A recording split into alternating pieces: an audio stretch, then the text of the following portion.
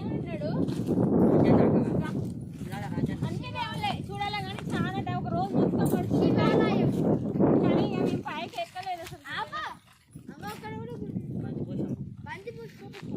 ఇక్కడేమో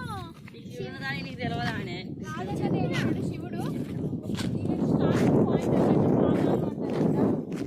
మనం non veg తిన్నాం కదా, నాన్ వెజ్ తిన్నాం కాబట్టి మనం పైకి అయితే ఎక్కర్లేదు. పైన ఉంది గుడి. ఇటు సైడ్ ఏమో బంతిపోషమ్మ దేవుడు ఉన్నాడు పైన. ఇక్కడికనే చాలా అయింది.